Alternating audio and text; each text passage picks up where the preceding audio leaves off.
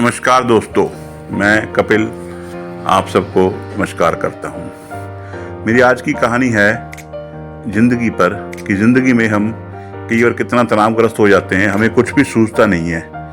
तो वो तनाव की क्या वजह है, वो तनाव क्यों ना हो, क्योंकि आजकल की ज़िंदगी इतनी दौड़-भाग वाली हो गई है कि तनाव में इंसान आ ही जाता है। लेकिन आप मेरी ये कहानी सुनिए, आपको कुछ बातें समझ आएगी।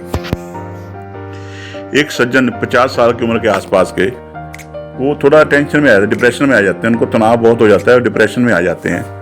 तो उनके परिवार वाले बड़े चिंतित हो जाते हैं कि इतना डिप्रेशन कैसे हो गया।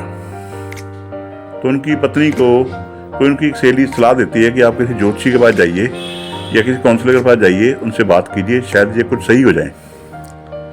उनके जानकार थे एक सज्जन जो ज्योतिषी भी थे और काउंसलर भी थे। तो उनकी पत्नी उनको उनके पास लेके जाती है और बोलती है, देखिए ये कैसे इतने तनाव में है, डिप्रेशन में है और चिड़चिड़े रहते हैं बहुत, तो आप इनका इलाज कीजिए।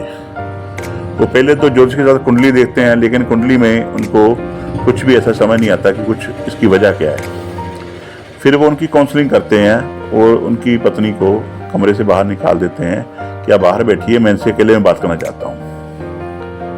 तो वो उससे पूछते हैं कि क्या बात है, आपकी ज़िंदगी में क्या चल रहा है। वो कहते हैं नौकरी की बहुत टेंशन है, बच्चों को सेट करना है उसकी टेंशन है, परिवार के मतलब शादियां रखनी, बच्चों की शादियां करनी है, बहुत सारी टेंशन है, मैं क्या करूं, बहुत सारी प्रॉब्लम मेरी लाइफ में चल रही है, मैं क्या करूं।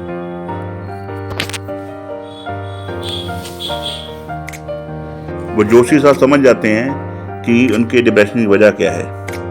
वो कहते हैं आपने 10वीं कहाँ से की है।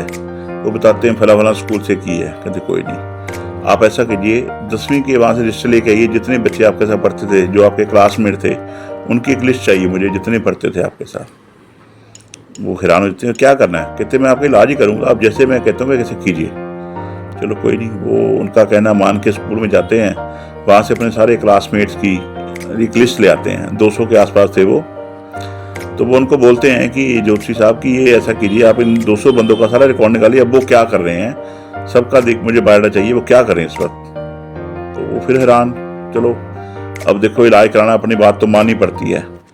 तो वो उन 200 बंदों का रिकॉर्ड निकालने के लिए सब जाते हैं। तो वो हैरान रह जाते हैं, उसमें से कुछ 50 के आसपास तो दुनिया में नहीं है और 20-25 जो है नशे में, शराब में, बुरी तरह व्यसनों में उलझे हुए हैं और 15-20% वो बहुत ज़्यादा गरीबी देख रहे हैं, मेहनत मजदूरी करके बस रोटी पानी का इंतजाम करते हैं। लड़कियों में कुछ तो बहुत सेटल्ड हैं, 2-4-5%, कुछ विडो हो गई, कुछ डिवोर्सी हैं या कुछ का वैसे शादी नहीं हुई। तो ऐसे वो सबका देखते हैं कि हर बंदे की लाइफ में कोई ना कोई प्रॉब्लम है, ज़िंदगी प्रॉब्लम है। तो लेकिन जो बहुत ज़्यादा अमीर हो गए या बहुत ज़्यादा खुश हैं, तो उन्होंने क्या किया, अपनी प्रॉब्लम पे विजय पा ली, अपनी जो डिप्रेशन था, जो भी टेंशन थी, उस पर विजय पाई है। तो वो ज्योतिषी के पास आते हैं, उनको सारे रिकॉर्ड बताते हैं।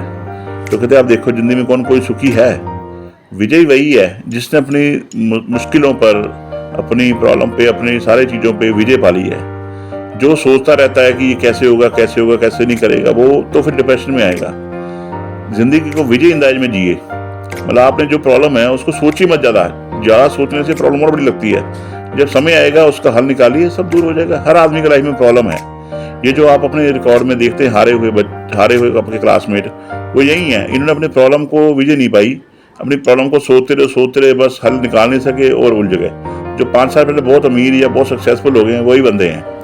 तो आपने फैसला करना है, आपने 5-7% में आना है या बाकी 95% में आना है। लाइफ को अच्छे से जिए, बहुत खुशहाल ज़िंदगी जिए, खुश रह के जिए। परमात्मा ने आपको जो ज़िंदगी दी है बहुत अच्छी दी है। मुश्किलों का सामना कीजिए, डट के सामना कीजिए, तनाव में मत आइए, सब अच्छा होगा, सब अच्छा होगा।